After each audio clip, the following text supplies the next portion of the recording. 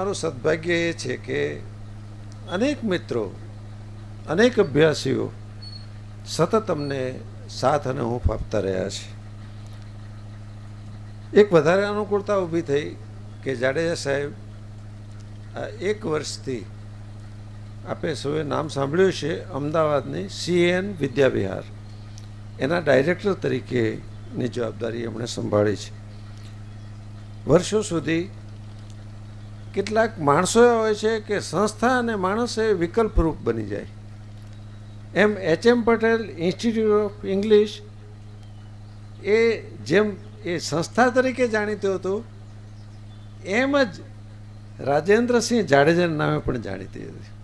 એટલું બધું સરસ કામ કર્યું. બહુ જ ઉત્તમ અધ્યાપક, બહુ જ પ્રયોગશીલ અધ્યાપક, આચાર્ય. એકવાર કંઈક અમે મળવાનું થયું અને જયેશભાઈ મેં એમ કહ્યું, ત્યારે હૈદરાબાદથી બે આ ભાષા અંગે ત્યાં મોટી ઇન્સ્ટિટ્યૂટ ચાલે છે હૈદરાબાદમાં, એના બે અધ્યાપકો આવેલા. મેં કહ્યું તમારે ગુજરાતીઓને ગાળો જ દેવાની છે, ગુજરાતીઓને અંગ્રેજી આવડતું નથી, તમે એવું કંઈક કરો ને કે અમારા બાળકોને અંગ્રેજી આવડે અને સરળતાથી આવડે. અને મેં કીધું રસ્તો એમાં છે કે માધ્યમ બદલવું ન પડે, અંગ્રેજી ઉત્તમ થાય પણ માધ્યમ ગુજરાતી રાખી શકે, એવું કંઈક કરો ને. અને જાડેજા સાહેબે હું અહીંયા જે કોઈ શિક્ષકો બેઠા હોય, આચાર્ય બેઠા હોય, અને ભીમસિંહભાઈ આપ સૌને માટે કહું છું, એમણે પ્રયોગોને આધારે અનેક શિક્ષકોની સાથે અને વિદ્યાર્થીઓ સાથે કામ કર્યું અને એવું સિદ્ધ કર્યું કે આ પદ્ધતિથી, આ રીતે, આ સામગ્રીથી જો તમે ભણાવો તો ત્યારે 7 ધોરણ પ્રાથમિક શાળાના હતા, 7 ધોરણને અંતે અંગ્રેજી માધ્યમમાં ભણેલો બાળક અને આ બાળક અંગ્રેજીમાં સમાન હશે. અને 7 વર્ષનો ખર્ચ માત્ર 35,000 રૂપિયા, દર વર્ષે 5,000 રૂપિયા, જે એમને એ ખર્ચ કરતાં ઘણું ઓછું લે છે. આ અમને બહુ જ ગમતી વાત છે. અંગ્રેજી માધ્યમને ગાળો દેવાથી પણ કંઈ વળવાનું નથી, ગુજરાતીઓને સંભળાવવાથી પણ કાંઈ વળતું નથી. પ્રયોગો કરવા જોઈએ. એવા પ્રયોગશીલ બહુ જ સારા અભ્યાસી. મને વ્યક્તિગત રીતે જે જાડેજા સાહેબ ગમે છે એનું કારણ બહુ જ સમતોલ. મેં જાડેજા સાહેબને ઘડીક આ બાજુ થતા જોયા નથી. બહુ જ સમતોલ, બહુ જ નિર્ભીક રીતે પોતાનો અભિપ્રાય આપે, પણ જે કહે તે વિચારપૂર્વક અને બહુ જ સરસ રીતે આપણને બધી વાત કરે. એમને પોતે જ પસંદ કર્યો છે ભાષા અંગેનો આપણો મુદ્દો. છેલ્લે ભદ્રવીભાઈને આમ કટાક્ષ કરતાં પણ આવડે છે અને પ્રસન્ન થતાં પણ આવડે છે. એટલે બંને રીતે આપણને એમણે ધ્યાન દોર્યું કે આપણી અંગ્રેજી ઘેલછા કેવી છે. એનો સાચો જવાબ ખાસ તો આપણી શાળામાં કેમ કરી શકીએ.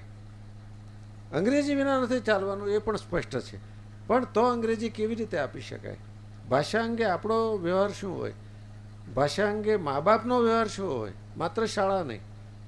એ બધાને વિશે એમણે બહુ જ ઊંડાણથી વિચાર્યું છે. આપણા સૌ વતી ગુજરાત કેળવણી પરિષદ અને પુરુષાર્થ કેળવણી સંકુલ વતી હું એમને આવકાર આપું છું અને વિનંતી કરું છું કે પોતાનું વ્યાખ્યાન આપે. આભાર મનસુખભાઈ.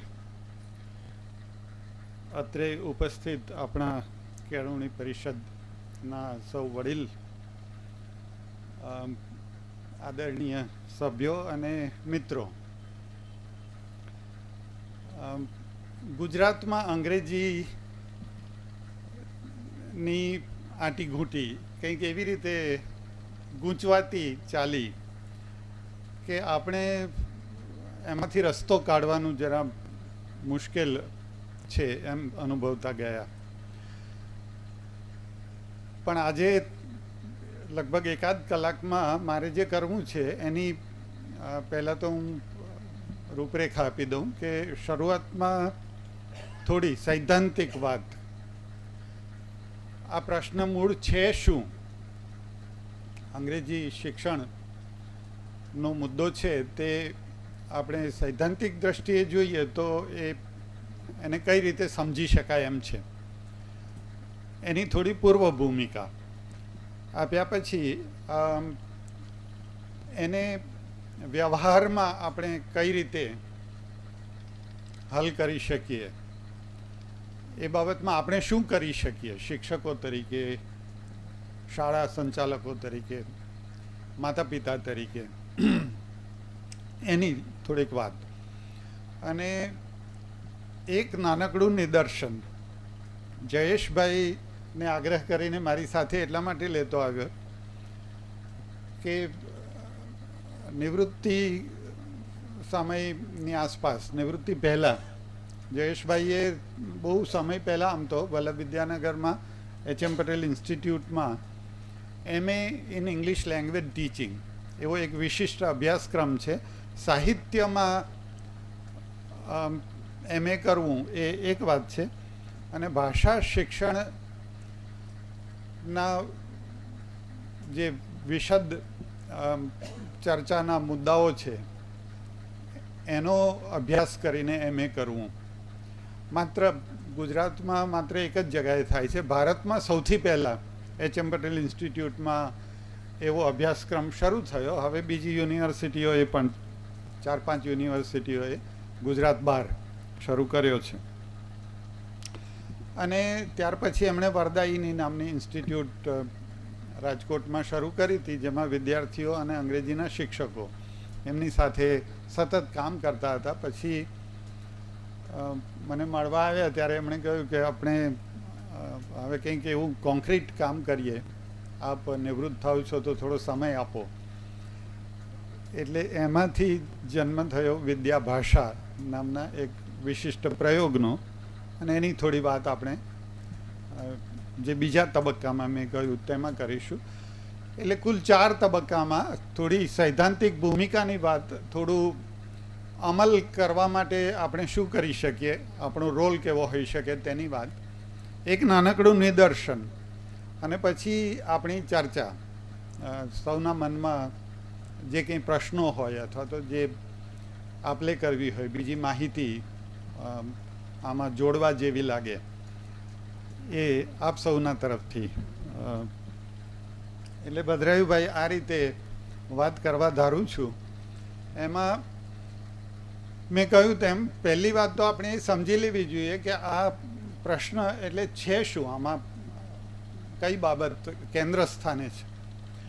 એના જે 2 વિદ્યા શાખાની રીતે 2 મહત્ત્વના વિભાગો થાય છે, એમાં એક તો સાયકોલિંગ્વિસ્ટિક્સનું પરિપ્રેક્ષ્ય અને બીજું સોશિયો લિંગ્વિસ્ટિક્સનું પરિપ્રેક્ષ્ય. એ રીતે આપણે એને સમજી શકીએ.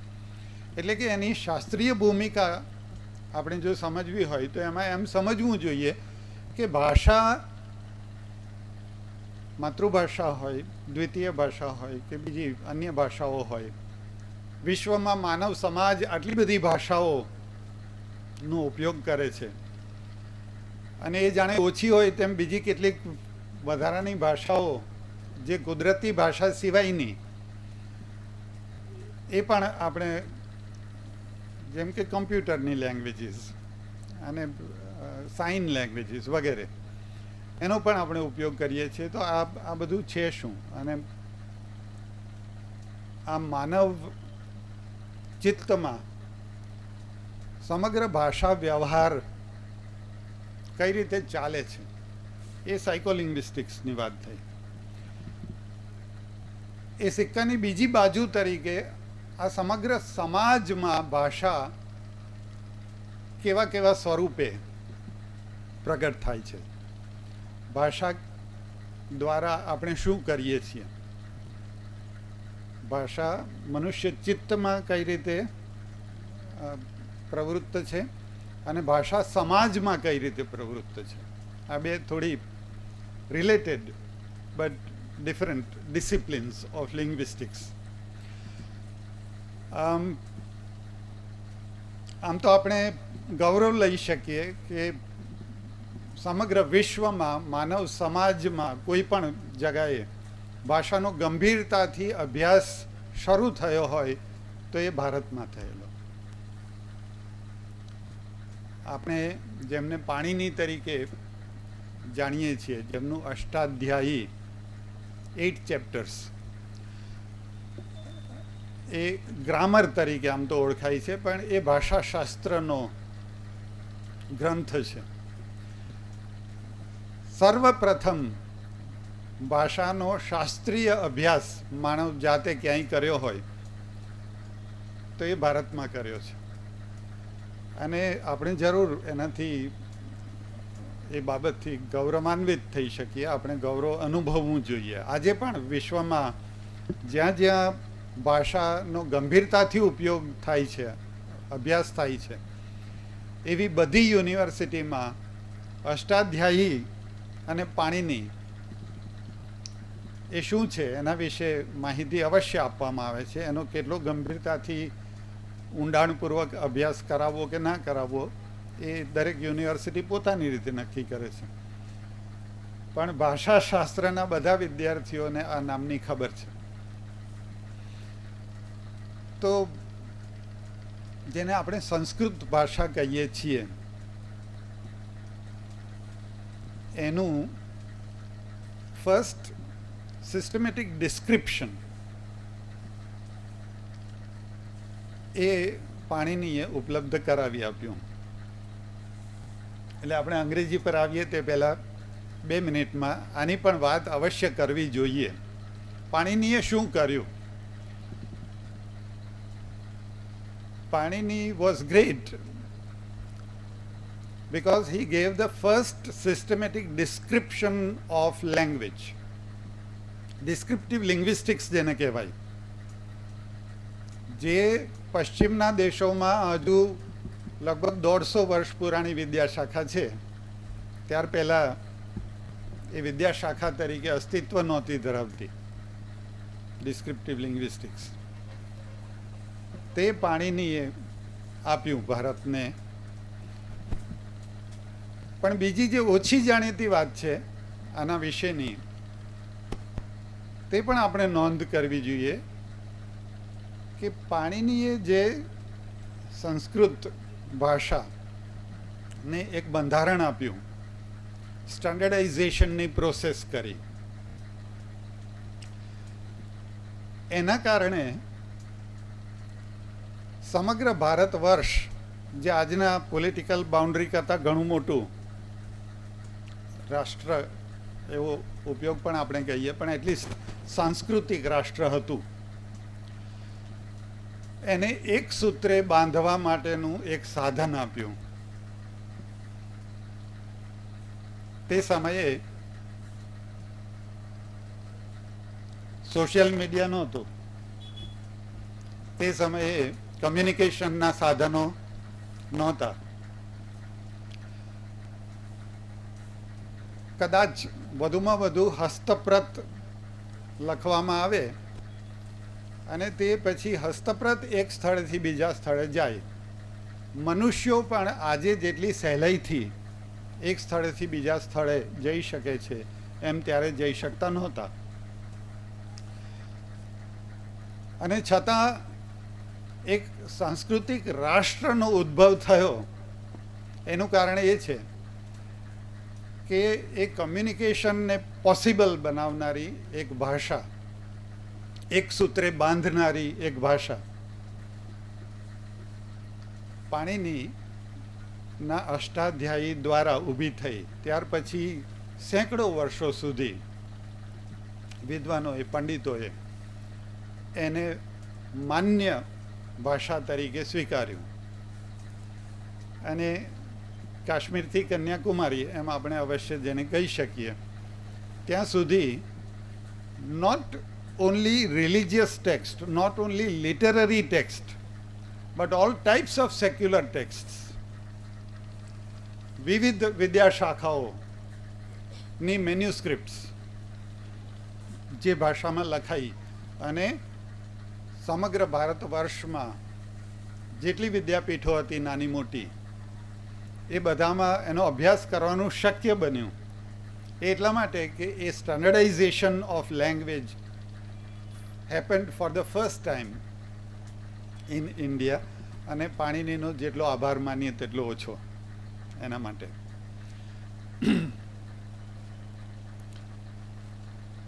પણ ત્યાર પછીના વર્ષોમાં આપણે ધીમે ધીમે જે વિદ્યાપ્રીતિ નું સંકુચન અનુભવતા ગયા. એનું એક પરિણામ એ પણ આવ્યું કે આપણે એ જે ઉજ્જવળ પરંપરા હતી એને જેટલી આગળ લઈ જઈ શક્યા હોત એટલી આગળ લઈ જઈ શક્યા નહીં આધુનિક કાળ સુધીમાં. કંઈ વાંધો નહીં, પણ આપણને એ વાતની ખબર હોવી જોઈએ કે જેમ પાણીનીએ સમગ્ર ભારત વર્ષને એક સૂત્રે બાંધનારી એવી ભાષા આપી, જેમ રોમન એમ્પાયર દ્વારા લેટિન ભાષા સમગ્ર યુરોપ, થોડું આફ્રિકા અને થોડું એશિયા એમાં ફેલાઈ અને એક સૂત્રે બાંધનારી ભાષા બની, એવી પછી ઇસ્લામના ઉપયોગના માટે અરેબિક ભાષા પણ આંતરરાષ્ટ્રીય ભાષાઓ આ બધી બની. પણ માનવ જાતિના ઇતિહાસમાં ક્યારેય કોઈ પણ ભાષા એવી નહોતી કે જે સમગ્ર વિશ્વમાં વ્યવહારમાં આવતી હોય, થોડાક લોકોને સમજાતી હોય એટલીસ્ટ. એટલે કે વિશ્વ ભાષા જેને કહી શકાય એવી કોઈ ભાષા નહોતી. આંતરરાષ્ટ્રીય ભાષાઓ હતી આપણી પાસે. 20મી સદી સુધી કોઈ વિશ્વ ભાષા નહોતી. એમાં ટેકનોલોજીનો પણ ફાળો છે. એટલે સોશિયલ મીડિયા દ્વારા આપણે જે કરીએ છીએ, કમ્યુનિકેશન ટેકનોલોજીના ઉપયોગથી આપણે જે કરીએ છીએ એ મહત્ત્વનો ભાગ ભજવે છે. કારણ કે પાણીનીના વખતમાં હું જેમ કહેતો હતો કે મનુષ્યો એક સ્થળેથી બીજા સ્થળે જાય તો દિવસોના દિવસ લાગે. મનોજ ખંડેરિયાએ કહ્યું છે ને. પણ માત્ર ટેક્સ્ટ મોકલવી હોય એક જગ્યાએથી બીજી જગ્યાએ, પત્ર વ્યવહાર કરવાની પદ્ધતિઓ શરૂ થઈ હતી અને રોમન એમ્પાયર એના માટે ખાસ નોંધપાત્ર ગણાય. તો પણ એક પત્ર લખવામાં આવે અને એ બીજા સ્થળે પહોંચે અને પછી એનો જવાબ આવે. સાહેબ જેનું વર્ણન કરતા હતા એમાં એટલું બધું સમય જાય કે it cannot be described as real time communication. એ કંઈ પ્રત્યક્ષ પ્રત્યાયન ને સમકક્ષ આવે એવી કોઈ પ્રક્રિયા નહોતી. નાઉ ઇટ ઇઝ પોસિબલ. રેડિયોની શરૂઆત થઈ, ટેલિવિઝનની શરૂઆત થઈ અને હવે એન્ડ્રોઈડ. એનાથી એવું બન્યું કે માણસ એક જગાએ બેસીને વાત કરે, ઊભા રહીને બોલે, અને વિશ્વના બીજા ખૂણે એ વાત લગભગ તરત જ પહોંચી જાય. મિલી સેકન્ડ્સનો તફાવત આપણે નગણ્ય સમજીએ તો. અને ત્યાંથી જવાબ આપવામાં આવે તરત જ પોતાના સુધી પહોંચી જાય. જો આ રીતે પ્રત્યાયન ન થાય સમગ્ર વિશ્વમાં એક છેડેથી બીજા છેડે, તો વિશ્વ ભાષા બની શકે નહીં. એટલે એ પણ જેમ સોશિયલ મીડિયાનું પ્રદાન છે એમ કમ્યુનિકેશન ટેકનોલોજીનું આ પણ એક પ્રદાન છે કે સમગ્ર વિશ્વને એક સૂત્રે બાંધવા માટેની કમ્યુનિકેશનની પેટર્ન ઊભી કરવાની શક્યતા પહેલી વાર ઊભી થઈ. અને એનું પરિણામ એ આવ્યું કે એક વિશ્વ ભાષા આજે અસ્તિત્વમાં છે. એ ભાષાનું નામ છે અંગ્રેજી. આપણે એને અંગ્રેજી કહીએ છીએ એટલે એ અંગ્રેજોની ભાષા એમ સમજી લેવામાં આવે છે, વિચ ઇઝ નોટ ટ્રુ. 20મી સદીના આરંભ સુધી એ સાચું હતું. 20મી સદીના મધ્ય ભાગ સુધી લેટસ છે એ વાત સાચી હતી કે આ ભાષા અંગ્રેજોની ભાષા હતી, પણ ત્યારથી જ એનો વ્યાપ વધવાની શરૂઆત થઈ ગઈ હતી.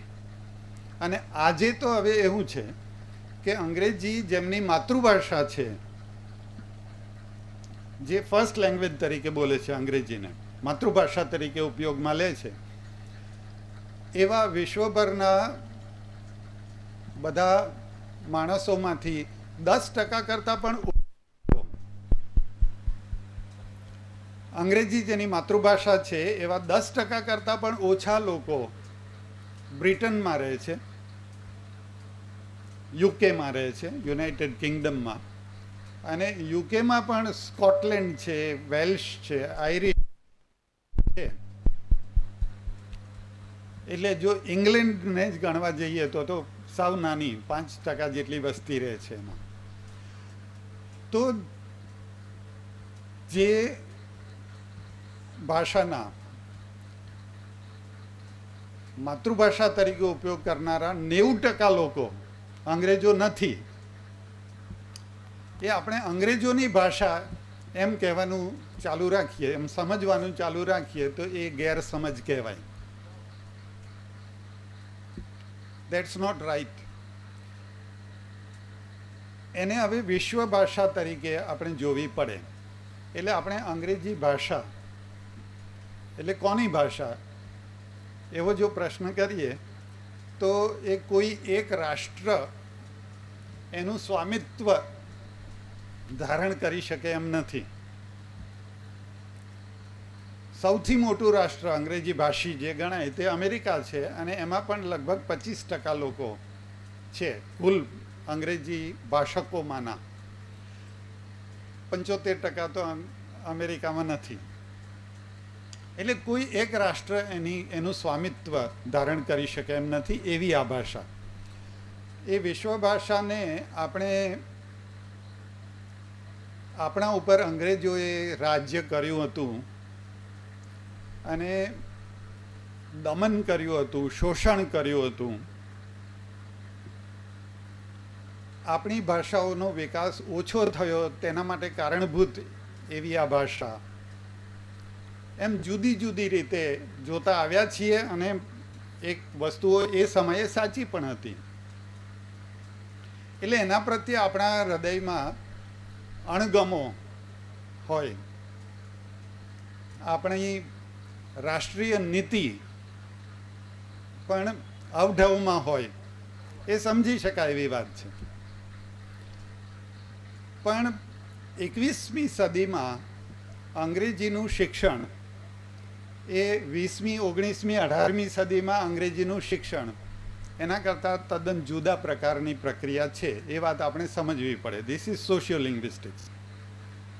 જે સામાજિક ભાષાશાસ્ત્રની દ્રષ્ટિએ જોઈએ તો demographic distribution of speakers of languages, જે આજના વિશ્વમાં લગભગ 4000 જેટલી ભાષાઓ બોલાય છે, અને એમાંની કેટલીક ભાષાઓ સમયાંતરે નષ્ટ થતી જાય છે. 100 વર્ષ પહેલાં આ સંખ્યા બમણી હતી, લગભગ 8000 ભાષાઓ બોલાતી હતી વિશ્વમાં. એમાંથી અડધી તો અત્યારે ઓછી થઈ ગઈ. એટલે એક્સટિંક્શન માત્ર પ્રાણીઓનું, પક્ષીઓનું થાય છે એવું નથી, ભાષાઓનું પણ થાય છે. અને અંગ્રેજી પ્રત્યેના અણગમામાં એક વધારાનું કારણ એ પણ ઉમેરાય છે કે ઘણા બધા લોકો એમ માને છે કે અંગ્રેજીનો વ્યાપ જેમ જેમ વધતો જાય છે તેમ નાની ભાષાઓ નષ્ટપ્રાય થતી જાય છે. Which may be true.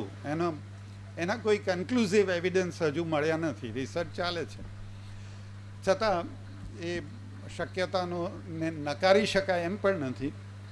પણ બીજા પક્ષે ટેકનોલોજી અને માનવ જાતની પોતાના જૂથમાં જ પ્રત્યાયન કરીને સંતોષ ન પામવાની જે વૃત્તિ છે, એટલે અન્ય જૂથો સાથે પણ પ્રત્યાયન કરવાની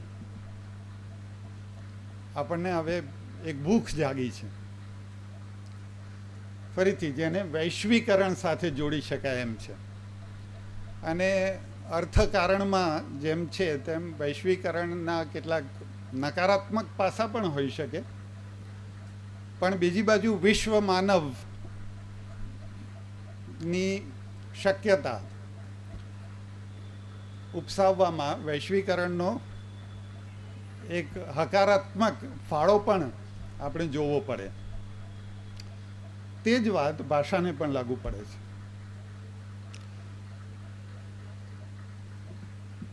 સાયકોલિંગ્વિસ્ટિક્સની વાત શું છે? તો સાયકોલિંગ્વિસ્ટિક્સના જે અભ્યાસો છે વ્યાપક રીતે થઈ રહ્યા છે આજે, અને સાયકોલિંગ્વિસ્ટિક્સના અભ્યાસો પાછળ મિલિયન્સ ઓફ ડોલર્સનો ખર્ચ થઈ રહ્યું છે વિશ્વમાં. એનું મુખ્ય કારણ એ છે કે જો માનવ ચિત્તમાં ભાષાનો સંચાર કેવી રીતે થાય છે તે આપણે વધુ સારી રીતે સમજી શકીએ તો આપણે વધુ સારા સંચાર માધ્યમો બનાવી શકીએ અને વધુ સારા કમ્પ્યુટર્સ બનાવી શકીએ. માનવ ચિત્તમાં ભાષા કઈ રીતે ઉપયોગમાં લેવાય છે, એમાં કઈ પ્રક્રિયાઓ થાય છે જેના દ્વારા પ્રત્યાયન થાય છે, અર્થ ગ્રહણ થાય છે, અર્થની અભિવ્યક્તિ થાય છે, એ જો આપણે વધુ સારી રીતે સમજી શકીએ તો વધુ સારા કમ્પ્યુટર્સ બનાવી શકીએ, વધુ સારા સંચાર માધ્યમો બનાવી શકીએ. એવા કારણસર ભાષા શિક્ષકો આની સંશોધન પ્રક્રિયામાં જોડાયેલા છે એવું નથી. જે મોટી મલ્ટી બિલિયન ડોલર્સની ઇન્ડસ્ટ્રીઝ છે તે આની પાછળ રોકાણ કરી રહી છે, પણ એનો લાભ આપણને થઈ શકે એમ છે આપણે જો એના સંશોધનોની સમજ પ્રાપ્ત કરીએ તો એમાંથી આપણે જરૂર લાભાન્વિત થઈ શકીએ એમ છીએ. એટલે આપણે કેટલાક જે ગૃહિતો લઈને ચાલતા હતા પાણીનીના વખતથી, જ્યારથી આપણે ભાષાને ગંભીરતાથી અભ્યાસ કરવાનું શરૂ કર્યું ત્યારથી જે લઈને આપણે ચાલતા હતા તેમાંનું એક ગૃહિત એવું હતું કે ભાષા શીખવી હોય અથવા કોઈકને શીખવવી હોય તો ભાષાના વ્યાકરણ વિશે માહિતી આપવી જોઈએ.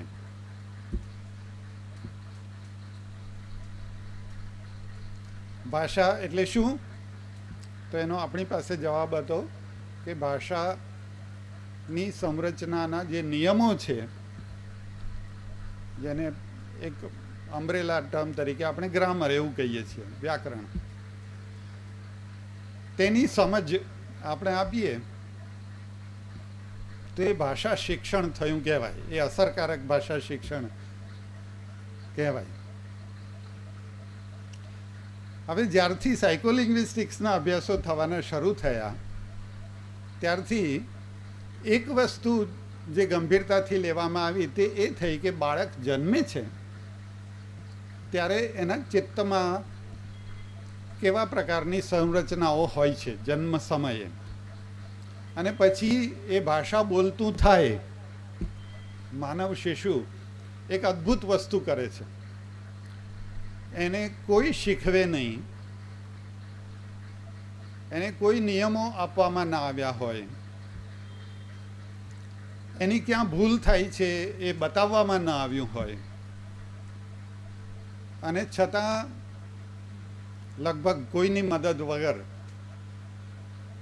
એ સમગ્ર ભાષાની સંરચના પોતાના ચિત્તમાં ઊભી કરી લે છે અને ભાષાનો ઉપયોગ કરવાની ક્ષમતા કેળવી લે છે. આ કેવી રીતે બને છે? વિશ્વના બીજા કોઈ પણ પ્રાણી, પક્ષી કે દરિયાઈ જીવોમાં આ ક્ષમતા નથી. એ લોકો પોતપોતાની રીતે કમ્યુનિકેટ કરે છે, એ વાત અલગ છે, પણ આપણે જેને ભાષાની સંરચના કહીએ છીએ એ પ્રકારની સંકુલ સંરચના સાથે નું પ્રત્યાયન કરવા માટેનું માધ્યમ ભાષા એ કોઈ પ્રાણીના ચિત્તમાં ઉદ્ભવતું નથી, માત્ર મનુષ્યના ચિત્તમાં જ એ ઉદ્ભવે છે. So it is a defining characteristics of human being. મનુષ્ય હોવું એટલે શું, એ પ્રશ્ન જો તમે પૂછો તો એનો એક અનિવાર્યપણે જે ઉત્તર આપવો પડે તે એ છે કે મનુષ્ય હોવું એટલે ભાષાનો ઉપયોગ કરવાની ક્ષમતા કેળવવી.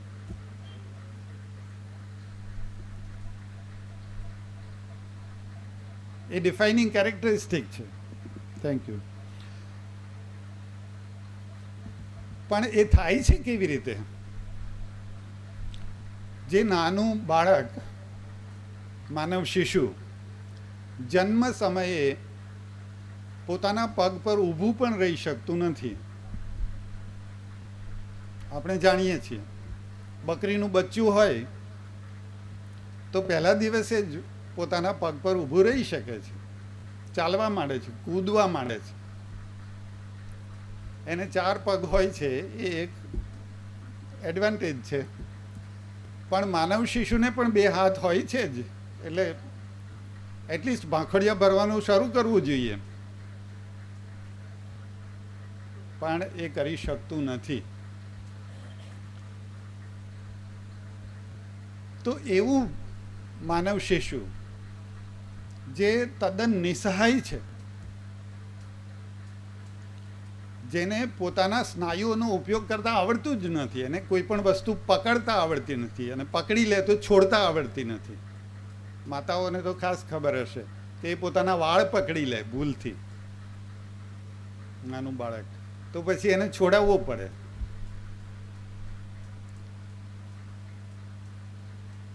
એવું આ શિશુ, માનવ શિશુ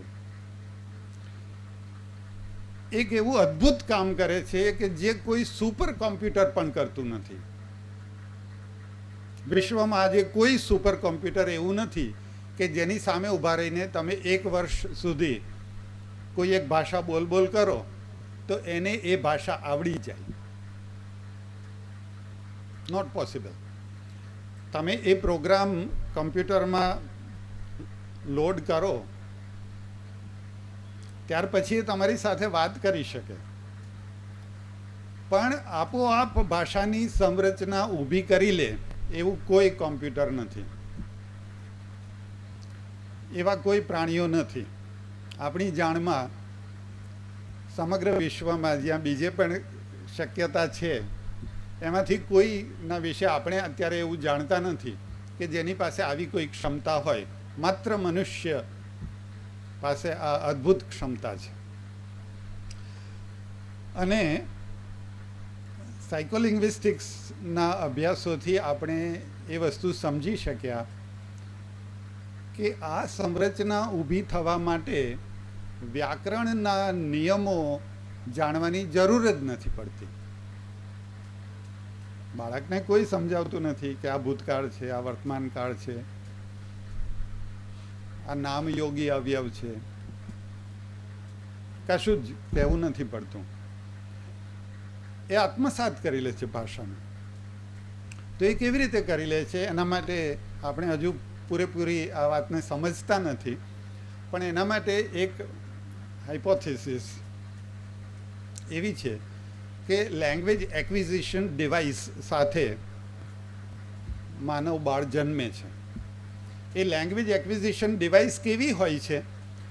તો જેવી જૂના સમયમાં એન્ડ્રોઈડમાં કેમેરા આવી ગયો ત્યાર પહેલાં કેમેરાની ફિલ્મ હતી, એ કેમિકલ પ્રોસેસ કરેલી પટ્ટી, એ આપણે લોડ કરીએ અને પછી શટર પાડીએ, એક ક્ષણ માટે પિન હોલ ખુલે અને સામે જે વસ્તુ હોય તે આપોઆપ અંકિત થઈ જાય.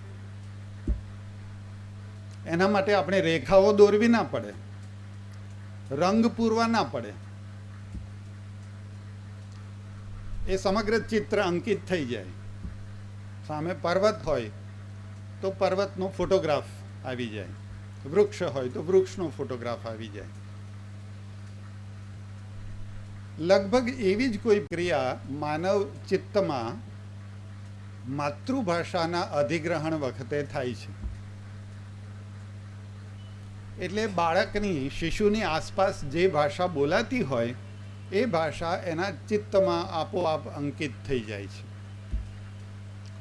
એમ થવા માટે જરૂરી વસ્તુ એક જ છે કે તમારે શટર દબાવવું પડે. જો કેમેરામાં કોઈ ખામી હોય અને તમે શટર દબાવો તો પણ પિનહોલ ખુલે નહીં, તો ફિલ્મનું એક્સપોઝર ના થાય.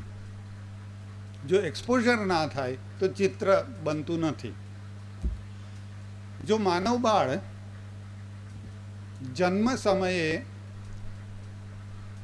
બધિર હોય, સાંભળી ના શકે, કોઈક પ્રકારની ખામી હોય અને શ્રવણ શક્તિ ના હોય, તો એને કોઈ ભાષા આવડતી નથી. એટલે જે બધિર હોય તે મૂક પણ હોય. જો એક્સપોઝર ના થાય તો ચિત્ર બનતું નથી. જો એક્સપોઝર થાય તો પછી વ્યાકરણના નિયમોની જરૂર પડતી નથી, રેખાઓ દોરવાની, રંગ પૂરવાની કંઈ જરૂર પડતી નથી. એ સમગ્ર ચિત્ર અંકિત થઈ જાય છે. આ પ્રોસેસ જે છે તે એવી અદ્ભુત છે અને પ્રકૃતિદત્ત છે. એટલે આપણે બાળકને આપવી પડતી નથી. એમાં આપણે બાળકને શું આપવું પડે છે તો એક્સપોઝર આપવું પડે છે. You have to provide exposure. એને એ ભાષા સાંભળવા મળવી જોઈએ. જો ભાષા સાંભળવા મળે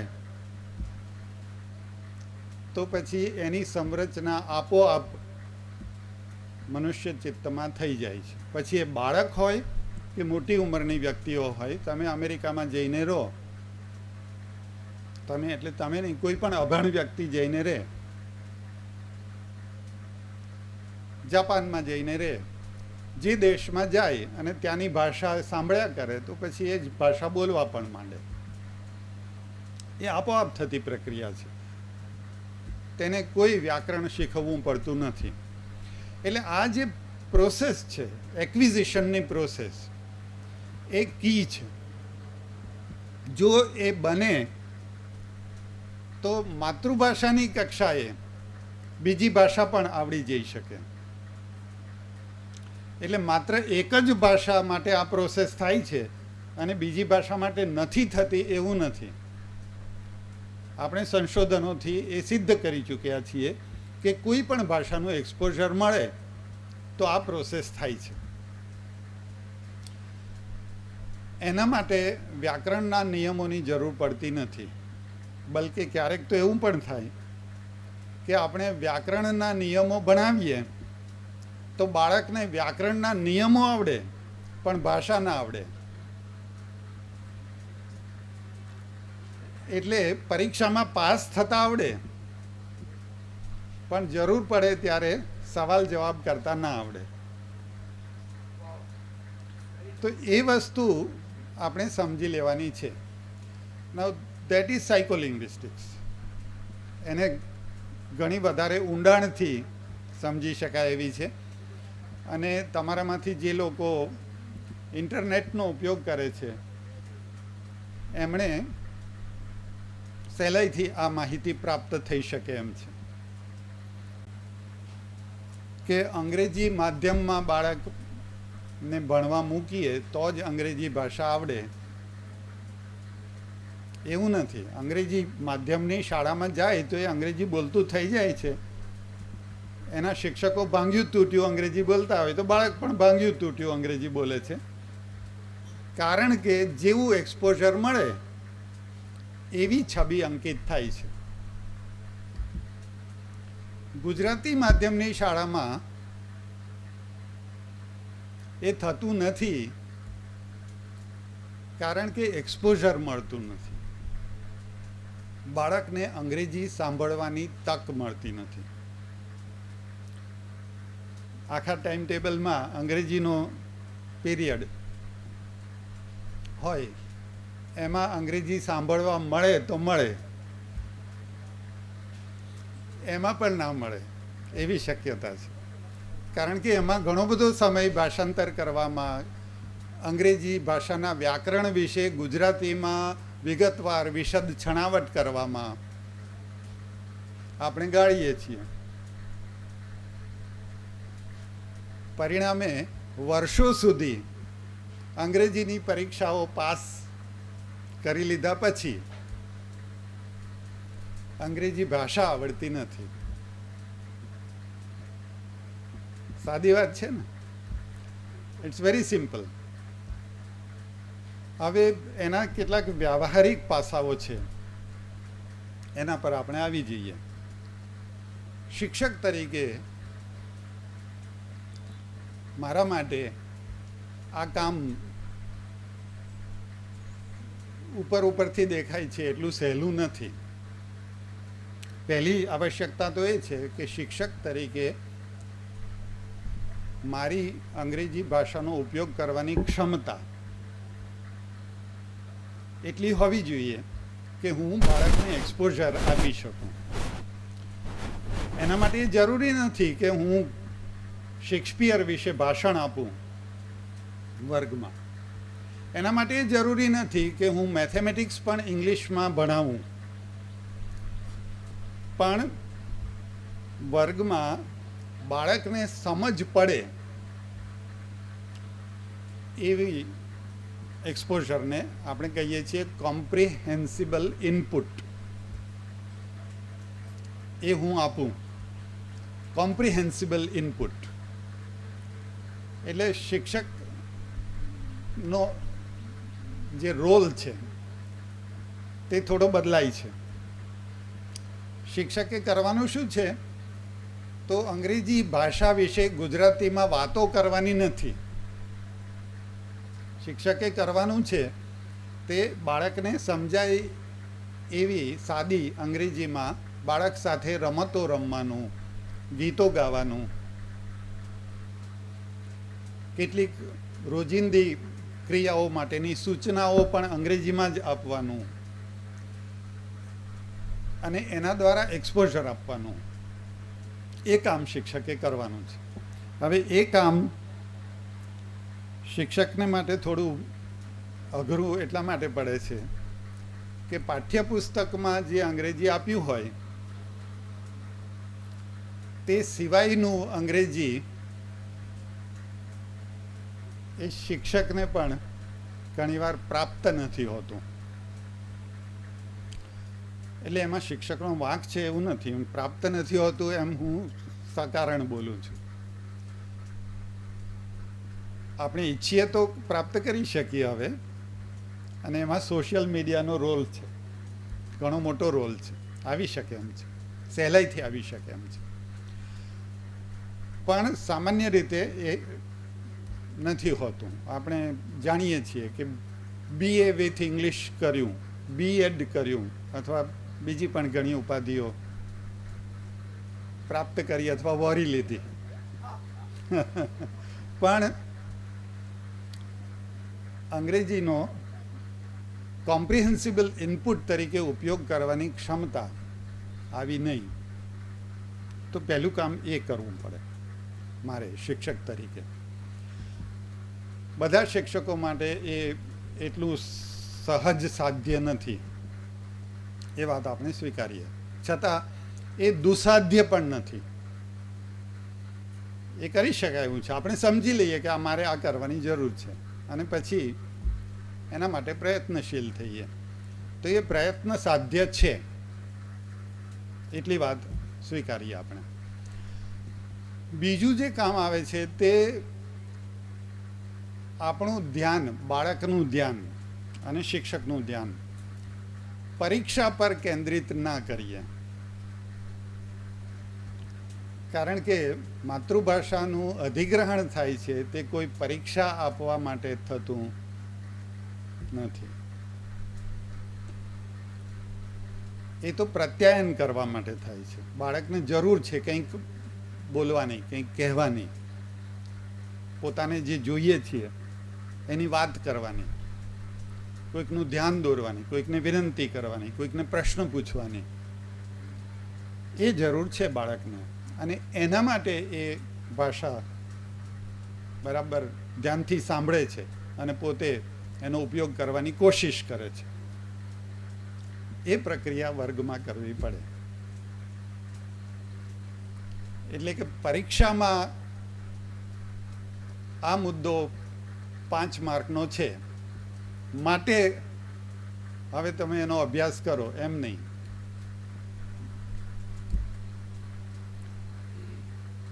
આ એક અદ્ભુત શક્તિ છે અને આપણને સૌને એનો ઉપયોગ કરવામાં આનંદ પ્રાપ્ત થઈ શકે એમ છે એવા ભાવથી જો આપણે ભાષાનો વિનિયોગ કરીએ વર્ગમાં તો એ શક્ય છે. એમ કરવાનું અશક્ય નથી. એ વાતને કેન્દ્ર સ્થાને રાખીને એચ.એમ. પટેલ ઇન્સ્ટિટ્યૂટ ઓફ ઇંગ્લિશ જે વલ્લભ વિદ્યાનગરમાં છે તેમાં વર્ષો સુધી જુદી જુદી શાળાઓમાં કેટલાક જે પ્રયોગો થયા જેની મનસુખભાઈ સલ્લા સાહેબે વાત કરી તેના આધારે અને ત્યાર પછી જયેશભાઈએ જે કેટલાક પ્રયોગો કર્યા રાજકોટમાં અને બીજે પણ ઈડરમાં વગેરે જુદા જુદા સ્થળે જ્યાં આમંત્રણ મળ્યું ત્યાં એમ કરવામાં સાહેબ હવે તો 5,000 રૂપિયા જેવી ફી પણ નથી, કારણ કે એને એકદમ ઓછી, એકદમ સાધારણ કક્ષાના આર્થિક કક્ષાના બાળકોને પણ પોસાય એવી રીતે આપણે આ કામ કરવું હોય તો શું કરવું જોઈએ એનો અભ્યાસ કરવાનું એનું શ્રેય જયેશભાઈને જાય છે. એચ.એમ. પટેલ ઇન્સ્ટિટ્યૂટમાં સેન્ટ્રલ ગવર્મેન્ટની અને બ્રિટિશ કાઉન્સિલની ગ્રાન્ટ મળતી હતી અને થોડું વધારે એક્સપેન્સિવ રીતે આખું કામ ચાલતું હતું. એને આપણા પરિપ્રેક્ષમાં, આપણા સંદર્ભમાં, સામાજિક સંદર્ભમાં ઉતારવાનું એ પણ હવે કર્યું છે ને શક્ય બન્યું છે. આપણે એક નાનકડું નિદર્શન જોઈ લઈએ કઈ રીતે કોમ્પ્રિહેન્સિબલ કોના માટે? શહેરના બાળકોને માટે એવું નહીં, જેમને આસપાસ થોડું ઘણું અંગ્રેજી જાણવા મળ્યું છે, માતા પિતા પણ અંગ્રેજી જાણે છે, એના માટે જ કોમ્પ્રિહેન્સિબલ થાય એવું નહીં. ઓલમોસ્ટ 0 લેવલ પર હોય, જ્યાં ઘરમાં, કુટુંબમાં, ગામમાં, શેરીમાં અંગ્રેજી સાંભળવા તો ના જ મળતું હોય, જોવા પણ ના મળતું હોય, એવી સ્થિતિમાં પણ શરૂઆત કરવી હોય તો એ કરી શકાય છે. અને બાળકને પૂરતું શ્રવણ આપીએ તો પછી એ બોલતું થઈ જાય છે આપોઆપ. અને એને ક્રમબદ્ધ રીતે દરેક તબક્કે થોડું વધારે કોમ્પ્રિહેન્સિબલ બનાવતા જઈએ તો 40 કલાકમાં બાળક ઘણી બધી સૂચનાઓ સમજી શકે, સવાલ જવાબ કરી શકે, સંકોચ મુક્ત થઈ શકે. મને તો અંગ્રેજી ના આવડે એવી ભાવનામાંથી બહાર આવી જઈ શકે, એવી પરિસ્થિતિનું નિર્માણ કરી શકાય છે. જયેશભાઈ.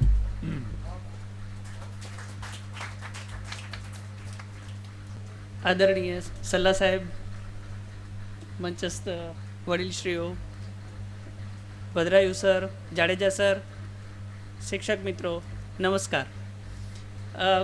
સાહેબે જે સૈદ્ધાંતિક સમજૂતી એક આપણા મગજમાં સ્પષ્ટ કરી એનું 10 મિનિટની અંદર એક નાનકડું નિદર્શન આપવાની ઈચ્છા છે. શિક્ષક મિત્રોને ખાલી એટલી વિનંતી કે આપ ખાલી અનુભવ કરો કે કઈ રીતે આમાં સાહેબે જેમ વાત કરી એમ એકદમ સાહજિક વાતાવરણની અંદર આપણે વિદ્યાર્થીઓને અંગ્રેજી બોલતા કરી શકીએ, એ લોકો આનંદ પણ માણી શકે અને એના દ્વારા શીખેલું છે એને જીવન પર્યંત યાદ પણ રહી શકે, કોઈ પણ જાતની ગોખણપટ્ટી પણ ન કરવી પડે. અને તેમ છતાં પણ વાતાવરણ એને ખૂબ હળવું ફૂલ લાગે. એટલે પછીથી કદાચ એવું હશે તો આપણે તમારો કોઈ પ્રશ્ન હશે તો 1-2 મિનિટમાં લઈશું, પણ અત્યારે પહેલાં એક નાનકડું નિદર્શન લઈ લઈએ. What color is it? Green. What color is it? Green. Very good. What color is it? Green. And what is it?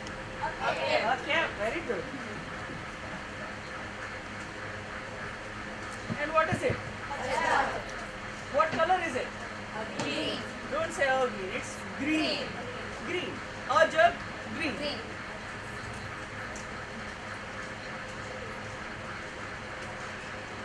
Is it a cap? Yes. Yes. Is it a cap? Yes. Yes. Is it a cap? Yes. Loudly. Yes. Is it a cap? Yes. Is it a jug? No. Is it a jug? No. No. Is it a cap? Yes. Yes, it is. Yes. Very good. Is it a cap? Yes, it is. Is it a cap? Yes, it is. Is it a cap? Yes, yes. Is it a jug? No, it is not. Very good. No, it isn't. Is it a jug? No, it isn't. No, it isn't. No, it isn't. Okay, do one thing. When I raise my right hand, you have to say, yes, it is. No, it isn't. Yes, it is. Yes, it is. No, it isn't. No, it isn't. Yes, it is. Yes, it is. No, it isn't. No, it isn't. Yes, it is. Yes, it is. No, it isn't. Good.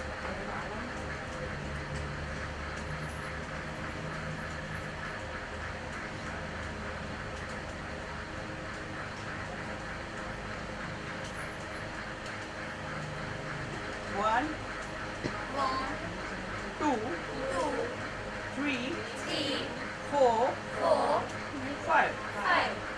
1, 1, 2, 3, 3, 4, 5. How many? 5. How many? 5. How many? 2, 2. How many? 2. What is it? A pig. A pig. Is it a cow? No. No, it isn't. No, it isn't. Is it a cow? No, No, it isn't. It's a? It's a pig. It's a pig.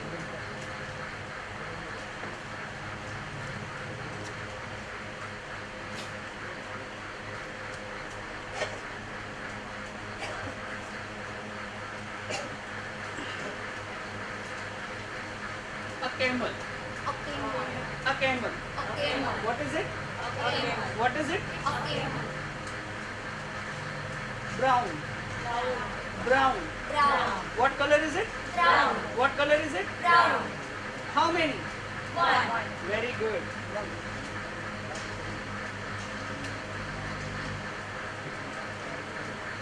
What is it? A pig. What color is it? Black. Black. What color is it? Black. How many? 5. 5. Sir, thank you. ની અંદર તમે જો એક વસ્તુ અવલોકન કર્યું હોય તો ખ્યાલ આવશે કે આની અંદર જ્યારે વિદ્યાર્થીઓને આપણે ભણાવતા હોઈએ ત્યારે એને એવું લાગવા નથી દેતા કે આપણે એને અંગ્રેજી ભણાવીએ છીએ. એને સામાન્ય રીતે જે એજ ગ્રુપના બાળકો હોય એને સામાન્ય રીતે જેવી પ્રવૃત્તિઓ કરવી ગમતી હોય એવી પ્રવૃત્તિને આપણે ક્લાસરૂમની અંદર લઈ આવીએ. છોકરાઓને વેરિએશન બહુ ગમતું હોય, એક જ ધારું ભણાવે જાય, એક જ ટોનની અંદર તો ન ગમતું હોય તો આખું સેશન છે એ મોનોટોનસ થઈ જાય. તો વચ્ચે વચ્ચે આપણે થોડુંક એમાં એવો પરિવર્તન લાવતા જઈએ, છોકરાઓને થોડી રમત કરાવતા જઈએ અને સરે જે કીધું કે એક્સપોઝર આપતા જઈએ તો એના લીધે થઈ અને એની જે લર્નિંગ પ્રોસેસ છે એ આખી એકદમ ઇઝી થઈ જશે, એના માટે એન્જોયેબલ થઈ જશે અને આપણા માટે પણ એક સરસ અનુભવ રહેશે. તો જે ટેકનિકથી સરે કીધું કે જે રીતે કોઈ બાળક પોતાની માતૃભાષા શીખે છે એ જ પદ્ધતિથી જો આપણે અંગ્રેજી શીખવવા માટે પદ્ધતિનો ઉપયોગ કરીએ તો ક્લાસરૂમની અંદર અથવા તો ક્લાસરૂમ બહાર જ્યારે જ્યારે પણ આપણને આવો ચાન્સ મળે ત્યારે આપણે કરાવી શકીએ. શિક્ષક જ્યારે નવા આની અંદર જોડાય ત્યારે એક નાનકડી મૂંઝવણ હોય ઘણી વખત અભ્યાસક્રમ બાબતની, અથવા તો કેટલું લેવું કેટલું ન લેવું, અથવા તો કોઈ એવી પરિસ્થિતિ ઊભી થતી હોય કે એ પરિસ્થિતિમાં શું કરવું એ ખ્યાલ ના આવતો હોય, તો એના માટે એક બહુ સરળ રસ્તો છે કે બાળક જ્યારે માતૃભાષા શીખતું હોય ત્યારે એ તબક્કે બાળક શું કરે છે એનો જો વિચાર કરી અને એના જવાબમાં જે વસ્તુ આવે એને તમે આની સાથે જોડી દો તો તમને તરત જ જવાબ મળી જાય કે મારે પણ આ પરિસ્થિતિની અંદર આવું કરવું જોઈએ.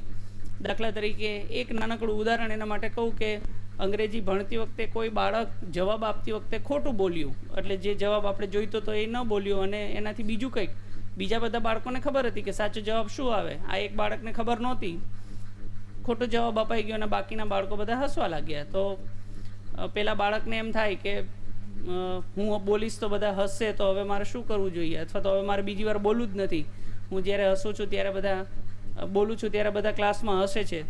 તો આપણે જ્યારે વિચાર કરીએ કે જ્યારે બાળક માતૃભાષા શીખતું હોય ત્યારે શરૂઆતમાં એ પણ પોતાની કાલી ઘેલી ભાષામાં વાત કરતું હોય ને એ પણ ભૂલો કરતું હોય, તો ભૂલોને આપણે ખૂબ સાહજિક રીતે લઈએ છીએ, એને ભૂલો કરવા દઈએ છીએ, ભૂલો કરવા માટે પૂરતો એને અવકાશ આપીએ છીએ અને એને એ જે ભૂલ કરે છે એને આપણે બધા એનો આનંદ માણીએ છીએ અને ધીમે ધીમે બાળક છે એ ભૂલમાંથી પોતે શીખતું જાય છે. તો જેટલું વાતાવરણ આની અંદર આપણે અનૌપચારિક રાખી શકીશું એટલું આપણને વધારે એની સામે વળતર મળશે. Okay, thank you. આપણે વાત કરવી હોય તો ટેક્સ્ટ અને કોન્ટેક્સ્ટ એ બેઉને સમજી લેવાના છે.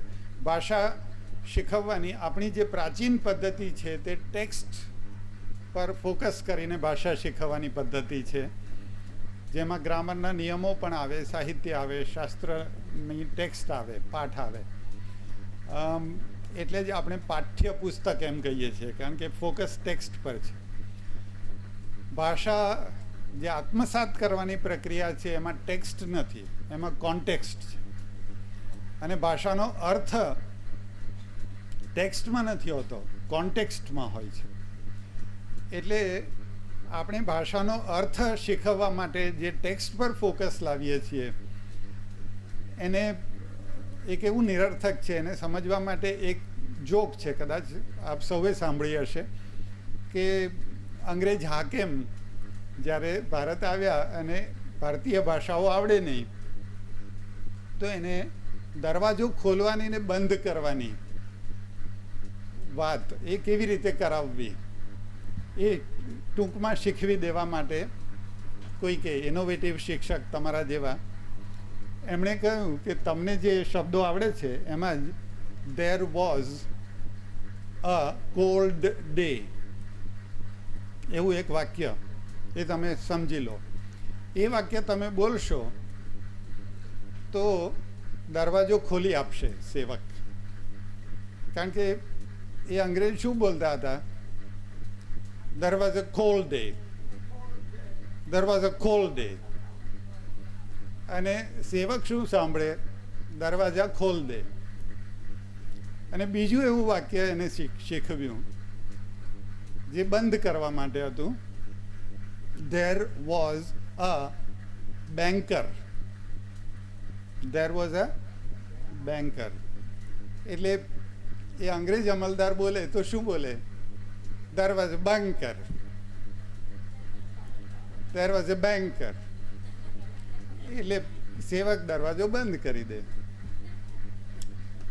અર્થ ટેક્સ્ટમાં નથી, કોન્ટેક્સ્ટમાં છે. એ સમજવા માટે આ તો એક જોક તરીકે રમૂજી રીતે સમજી શકાય છે કે મારા મનમાં જે અર્થ છે અને સામેની વ્યક્તિ જે અર્થને ગ્રહણ કરે છે એ કોન્ટેક્સ્ટના કારણે ગ્રહણ કરે છે.